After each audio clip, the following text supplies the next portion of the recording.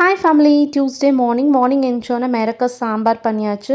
அதே மாதிரி செனக்கிழங்கு ஃப்ரையும் பண்ணிட்டேன். ஒரு பீட்ரூட் இருந்துச்சு, அதில் என்ன பண்ணலாம் அப்படின்னு யோசிச்சேன். அதை கட் பண்ணவே என்னால் முடியல. பீட்ரூட் அவ்வளோ ஸ்ட்ராங்காக இருக்கா இல்லை நான் அவ்வளோ வீக்காக இருக்கேனான்னு தெரில. அதில் பொரியல் பண்ணி யாஷ் குட்டிக்கு வந்து சாப்பாடு போட்டு கிளறி கொடுத்தா அவனுக்கு ரொம்ப பிடிக்கும். சரி, அது சாப்பிட்றது டாக்டர் நம்மளுக்கும் நல்லதுன்னு சொல்லியிருக்காருன்னு எனக்கும் கொஞ்சம் எடுத்துக்கிட்டேன். அதுக்கப்புறம் என்ன பண்ணுறது, இன்றைக்கி ஸ்கூலுக்கு போய் தான் ஆகணும் அப்படிங்கிற ஒரு கடுப்புலேயே தான் கிளம்பிட்டு இருந்தேன். ஏன் அப்படின்னா 2 நாளாக ஸ்கூல் லீவ் விட்டாங்க. இன்றைக்கி போகணுங்கிறப்ப கொஞ்சம் கோவமாகவும் வந்துச்சு, சோம்பேறித்தனமாகவும் இருந்துச்சு.